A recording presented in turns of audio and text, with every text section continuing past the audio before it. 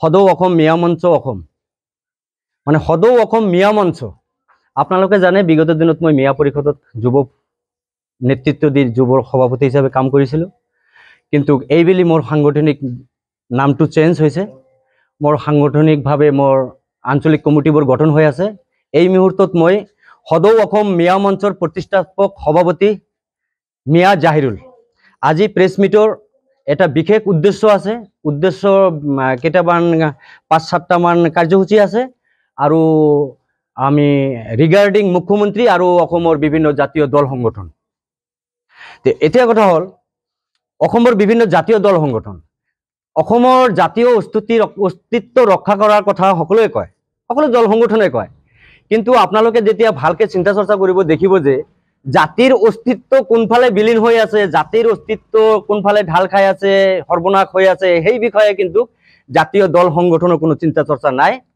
অনাহেতুক কথা মানে যিটো কথাৰ কোনো মানে মূল্য নাই যিবোৰ ইস্যুৰ কোনো মূল্য নাই যিবোৰ মানে মূল্যহীন ইস্যুৰ ওপৰত আজিকালি জাতীয় দল সংগঠনবোৰে কথা বতৰাবোৰ কৈ আছে আৰু অসমৰ সাম্প্ৰতিক যিটো পৰিস্থিতি আপোনালোকে দেখি আছে সেইবোৰ পৰিস্থিতিৰ উৎপত্তি কৰি আছে ইয়াক আমি ধিক্কাৰ জনাইছো লাচিত সেনাই হওক আছুৱে হওক যিবোৰ আক্ৰাছুৱে হওক যিবোৰ বিষয়ববীয়াই আজিকালি যিবোৰ ইস্যুলৈ কথা বতৰা কৈ আছে যিবোৰ কথা বতৰা কৈ আছে এইবোৰ কথা বতৰাই অসমীয়া জাতিটোক লজ্জিত কৰিছে আৰু অসমখন গঢ়াৰ কথা কয় সিহঁতে সমৃদ্ধিশালী কৰাৰ কথা কয় কিন্তু আপোনালোকে যেতিয়া ভালকে চিন্তা চৰ্চা কৰিব দেখিব যে অসমখনত গঢ়িবলৈ যোৱা নাই আচলতে সিহঁতে যেন থানবান কৰিবলৈ গৈ আছে আচলতে কাৰণ এই কাৰণে কথাটো ক'লো বিশেষকৈ টাৰ্গেট কেৱল মিয়া বেলেগ কোনো ইস্যু নাই তাৰমানে টাৰ্গেট মিয়াই তাৰমানে যি মিয়াই স্বাধীনোত্তৰ কালৰে পৰা ভাৰত স্বাধীন হোৱাৰ পিছত যি মিয়াই পূৰ্ব পাকিস্তানক ঠুকৰাই দিলে ভীমবৰ দেউৰী মৃত্যুবৰণ কৰিছে স্বৰ্গীয় ভীমবৰ দেউৰীৰ নেতৃত্বত এটা সজাতি দলে 18 নহলে 20টামান বিধায়ক একেলগে গৈ মহম্মদ আলী জিন্নাক মেমৰেণ্ডাম প্ৰদান কৰিলে যে আমি পাকিস্তানৰ লগত নাথাকো এই মিয়াসকলে আজি ভাৰত বনালে ভাৰতৰ লগত থাকিলে এই মিয়াসকলে আৰু সেই মিয়াসকলে আকৌ যেতিয়া পূৰ্ববংগৰ পৰা বেংগলৰ পৰা অসমখনক সুৰক্ষিত কৰিলে এই মিয়াসকলে আচ্ছা যি মিয়াসকলে মানে ভাষাৰ ক্ষেত্ৰত অসমীয়া ভাষা আন্দোলনৰ সময়ত আপোনালোকে ভালকে জানে ভাষা আন্দোলনৰ সময়ত 36% পৰা 53% লৈকে বৃদ্ধি কৰাই লৈছিল এই মিয়াৰ সমৰ্থনত অসমীয়া মাধ্যম হল ধুবুৰীৰ পৰা নগাঁওলৈকে বৰাক বেলিতো অসমীয়া মাধ্যম হোৱা নাই বৰাক বেলিয়ে সমৰ্থন দিয়াও নাছিল তো ইমানৰ পিছত অসমীয়া ভাষা গঢ়িলে অসমখনক পশ্চিম বংগৰ পৰা বচালে অসমখনক পূৰ্ব পাকিস্তানৰ পৰা বচালে ইমানৰ পিছত এতিয়া অসমৰ যিটো শ্ৰম সম্পদ মিয়া শ্ৰম বুলি কম মই সদৌ অসম মিয়া মঞ্চই মিয়া শ্ৰম বুলি ক'ব যি মিয়া শ্ৰমে অসমখন টনকিয়াল কৰি আছে অসমখন গঢ়ি আছে আজি সুলভ মূল্যত শ্ৰম দান কৰি 400-500 টকাত হাজিৰা কৰি মিস্ত্ৰীয়ে এতিয়া চহৰ নগৰবোৰ বিল্ড কৰি আছে আৰু সেইসকল মিয়া শ্ৰমিকৰ কি অৱস্থা আপোনালোকে তো ভালকে জানে তো মোৰ ক'বলৈ বিষয় আজিৰ প্ৰেছ মিটৰ জৰিয়তে এইবোৰ বিষয়ে ইমানবোৰ মানে আমাৰ কন্ট্ৰিবিউট অসম জাতি গঢ়াৰ ক্ষেত্ৰত থকাৰ সত্ত্বেও আজি দুৰ্ভাগ্যবশত ভাৰতবৰ্ষৰ স্বাধীন হোৱাৰ 78 বছৰ হৈ যোৱাৰ পিছতো আজিলৈকে এই মিয়াসকলক ভাৰতীয় নাগৰিকত্বৰ প্ৰমাণখিনিও দিব লগা হৈছে আমি মিয়াসকলে যে ভাৰতীয় এইখিনি প্ৰমাণ পত্ৰ দিওঁতে এক্সাম কৰোতে আমি এক্সাম দিওঁতে আৰু শেষ পাইছো মানে আমাৰ এক্সাম দিয়াৰ আৰু ইচ্ছা নাই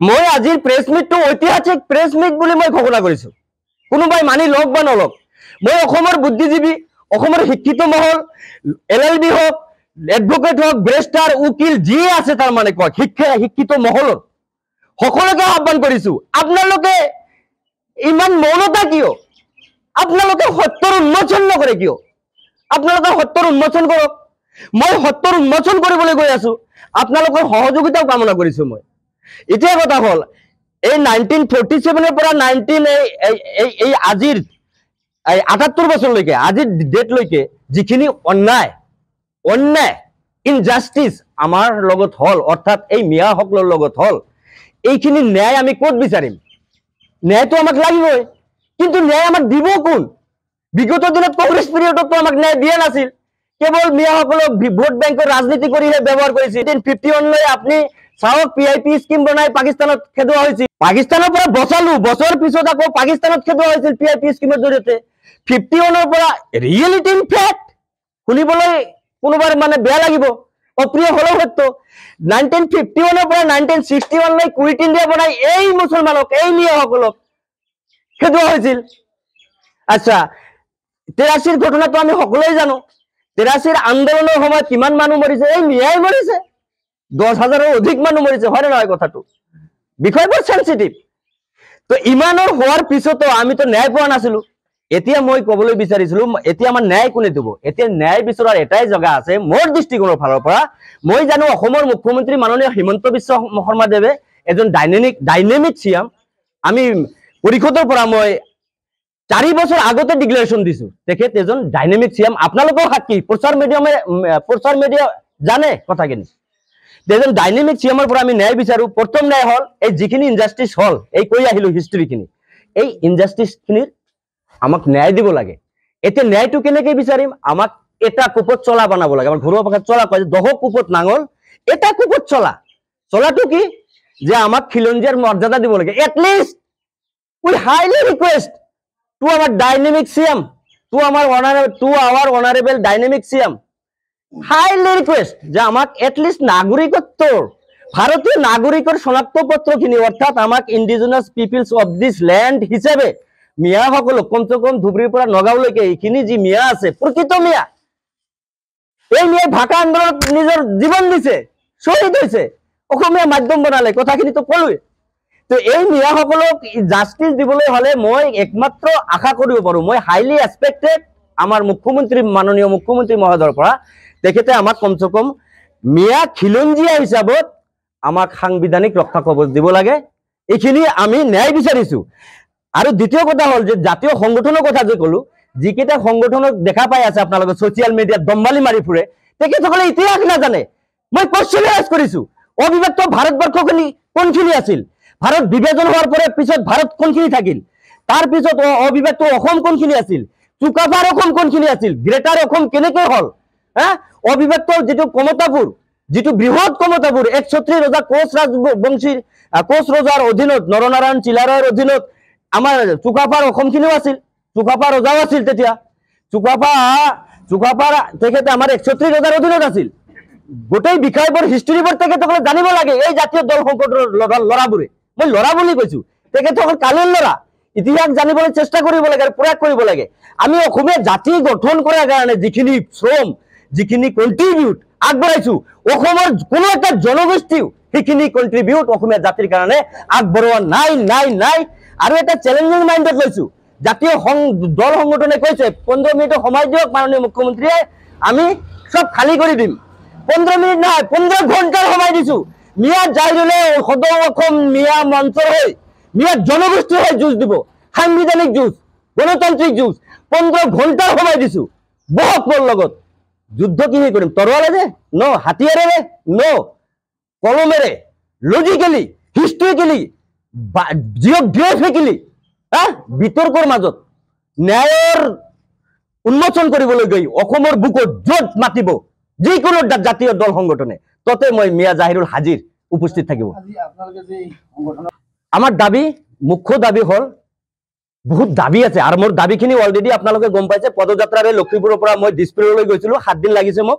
আৰু দিছপুৰৰ লাষ্ট মুভমেণ্টত মই অফিচিয়েলি মাননীয় মুখ্যমন্ত্ৰীক মই 12 দফীয়া দাবী, এই সদৌ অসম মিয়া মঞ্চৰ হৈ প্ৰতিষ্ঠাপক সভাপতি জাহিৰুল ইছলামে 12 দফীয়া দাবী মিয়া জনগোষ্ঠীৰ কাৰণে তাত মানে প্ৰেৰণ কৰি থৈ আহিছে, মানে মুখ্যমন্ত্ৰী মহোদয়ক আমি প্ৰেৰণ কৰিছো।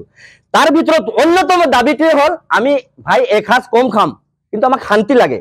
উই ৱান্ট পিচ, পিচ, পিচ।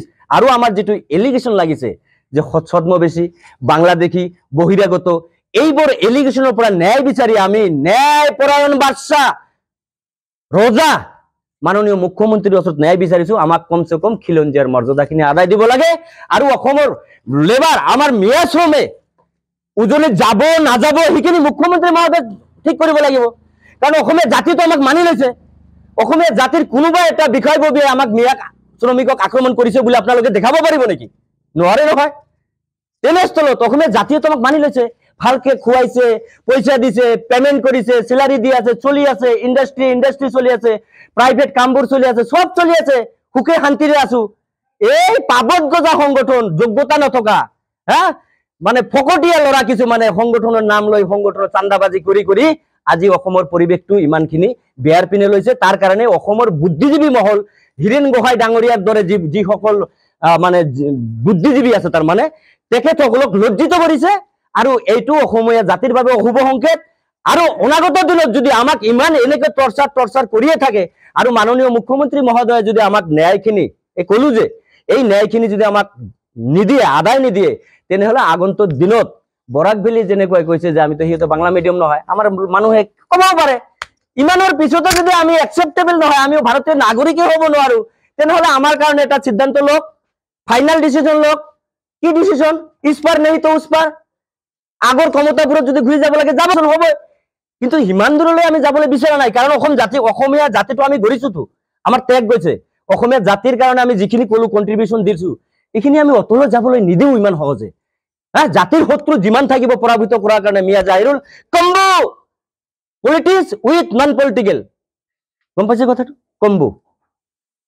এতিয়া মই আজি প্ৰেছ মিটৰ বিশেষ দাবীটো হ'ল, দাবী কেইটাৰ ভিতৰত মই দাবী কেইটাও কৈ দিছো। প্ৰথম দাবী, ধুবুৰীৰ পৰা নগাঁওলৈকে, শদিয়ালৈকে ব্ৰহ্মপুত্ৰৰ পাৰে পাৰে এই কেঁচা মাথাউৰি আৰু নহব, লাগিলে 5 কিলোমিটাৰ কৰক, 20 কিলোমিটাৰ জেগাত 5 কিলোমিটাৰ কৰক, বৰ্ডাৰ পিচিং কৰিব লাগে।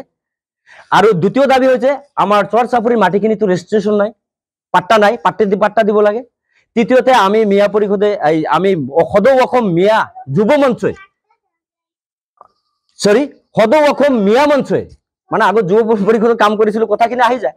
সদৌ অসম মিয়া মঞ্চই যিটো দাবী কৰিছে, খিলঞ্জীয়াৰ মৰ্যাদা আমাক লাগে, দেশী জনগোষ্ঠীৰ দৰে আন জনগোষ্ঠীত গৰিয়া মৰিয়া দেশীসকলে যদি জনগোষ্ঠীৰ পৰিচয় পাইছে, কেৱল এই লাষ্ট আমি মিয়াসকলে আছো। এতিয়া মিয়াৰ অবিহনেতো ৰাজনীতি অচল, মুঠতে মিয়াক লৈ আৰু ৰাজনীতি কৰিবলৈ দিয়া নহব। প্ৰয়োজনত গিভ এণ্ড টেকৰ ৰাজনীতি হ'ব। গম পাইছে? গিভ এণ্ড টেক, দি আৰু নিয়া। ইমান দিনতো দিলো, বিনা স্বাৰ্থত দিলো, দি আমি যিখিনি পাইছো কলোৱে, হয় নহয়? তো এতিয়া গিভ এণ্ড টেকত চলিব। জাহিৰুল কম্বু, তাৰ মানে এই সদৌ অসম মিয়া মঞ্চ কম্বু, গিভ এণ্ড টেক। মোৰ আহ্বানত আমাৰ মিয়া সমাজ যদি আগবাঢ়ি আহে, এনে ভোট দিব নালাগে, এনে সমৰ্থন কৰিব নালাগে। তাৰ মানে কৈলো, শৰ্ট কথাটো কলো, গিভ এণ্ড টেকত চলিব। আৰু আমাৰ বিশেষ এটা দাবী আছে, আমাৰ লখিমপুৰত এটা এয়াৰপৰ্ট আছিল, এয়াৰপৰ্টটো আমাক লাগে। এইখিনি মুখ্যমন্ত্ৰী মহোদয়ক আবেদন জনাইছো। মানুহবোৰ মাটি দখল কৰি আছে, এইবোৰ উচ্ছেদ কৰিব লাগিলে কৰিব। দেশৰ সম্পদ, জাতীয় সম্পদ আমাৰ ৰক্ষা কৰিব লাগে, এয়াৰপৰ্টখন লাগে। আৰু লখিমপুৰত এটা ITI কলেজ লাগে, হা। আৰু আমাৰ যে সাৰছিগা কলেজটোৰ এটা প্ৰজেক্ট লাগে, কমচে কম 100 কোটি টকাৰ এটা প্ৰজেক্ট লাগে, হা। আৰু মানে এইবোৰ উন্নয়নৰ দাবী, এইখিনি মৌলিক দাবী তাৰ মানে আমাৰ। যিকোনো খবৰৰ বাবে যোগাযোগ কৰক 7090173330 অথবা 7099017990 নম্বৰত।